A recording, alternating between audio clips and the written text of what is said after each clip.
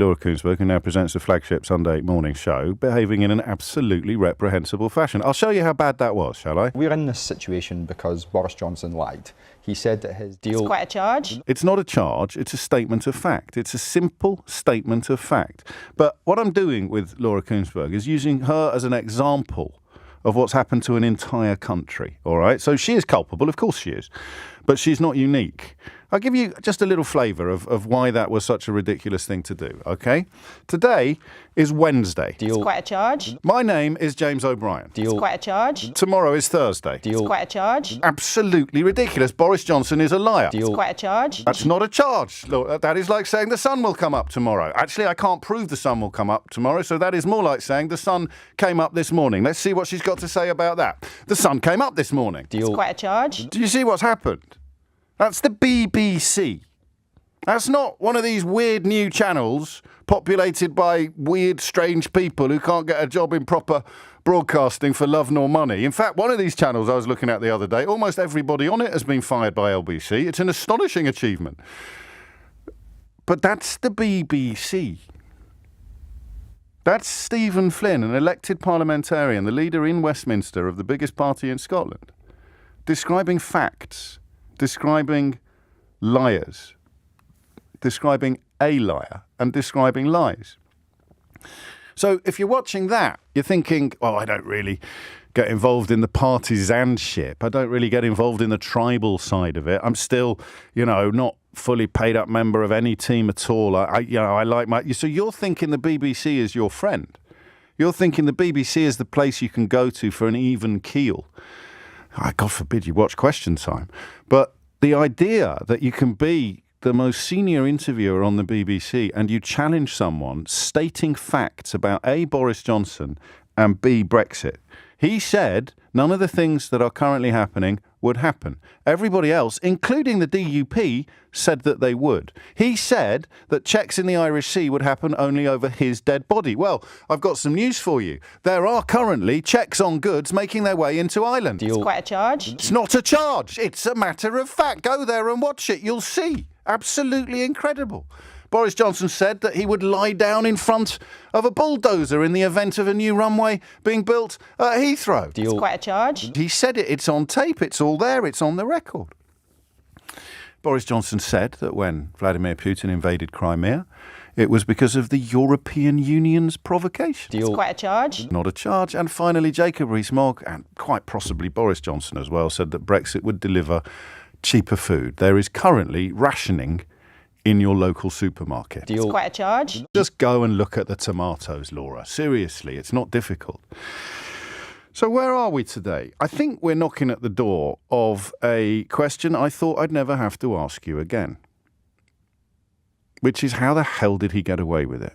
And I'm only asking it because there are some noise. And don't forget, Boris Johnson put a bloke who had facilitated an enormous loan into the chairmanship of the BBC, and that is the person to whom Laura Kuenssberg essentially has to answer. You've also got a rabid Brexiter Tory called Robbie Gibb sitting on the board and trying to block the appointments, reportedly, of journalists who he doesn't like the look of. So, fair play to her. She knows what side her bread is buttered. But goodness me, does that let down viewers? Or does that let down Does that let down voters? That's quite a charge. That's quite a charge. That's quite a charge. So when Keir Starmer was asked the other night by Matt Ford about Boris Johnson, he also made quite a charge. He had no principles, no integrity. He lied through his teeth, and he brings everybody down with him. Is there anybody who's had any relationship with Johnson, in any sense of the word, who hasn't ended up in the gutter? And that was Keir Starmer. Johnny Mercer, of course, the current Veterans Minister, said when he resigned from Johnson's government, almost nobody tells truth in Johnson's government, a cesspit and the most distrustful, awful environment I've ever worked in. So look, client journalism is clearly part of the problem. To try to challenge what Keir Starmer has said today is essentially to hold up your little membership card of the Boris Johnson fan club and wave it like a silly little flag. To suggest when Stephen Flynn calls him a liar that that's quite a charge is essentially to hold up your membership of the daren't upset the boss's fan club. I won't allow people to tell the truth about Boris Johnson. We'll have to balance it out. And we're back to me having to interview Andrea Leadsom about the World Trade Organization as a counter to the bloke that used to run it.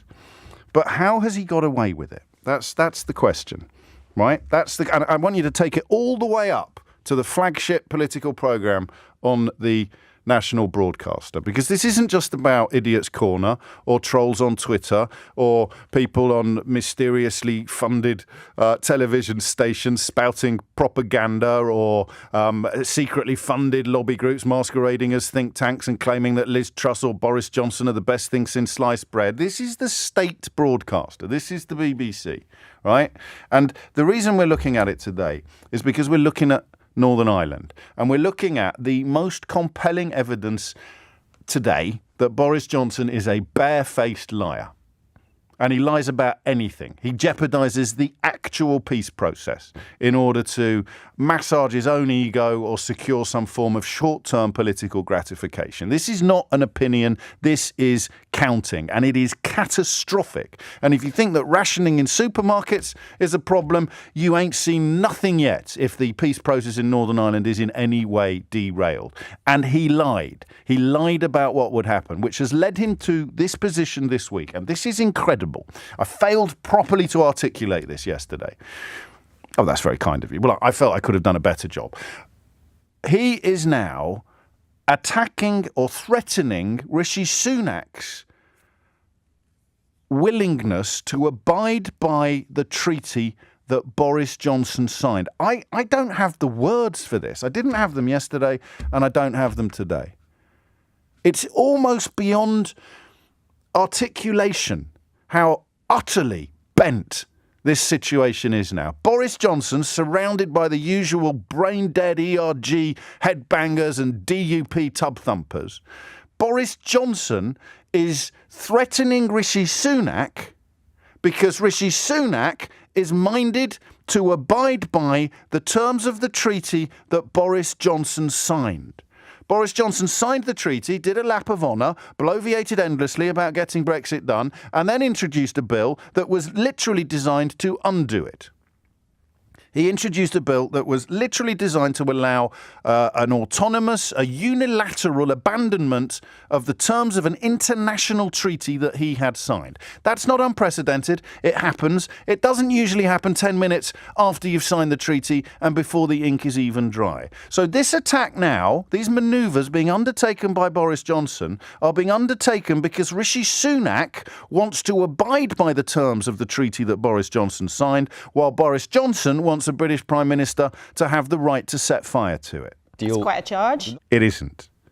It's a fact.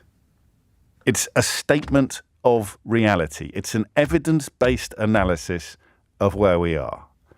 And to suggest that a politician describing Boris Johnson as a liar and his lies about Northern Ireland and Brexit being entirely, or at least almost entirely responsible for the impasse and the mess that we find ourselves in now, to challenge in any way a politician saying that is a dereliction of duty of the most heinous type. It's quite a charge.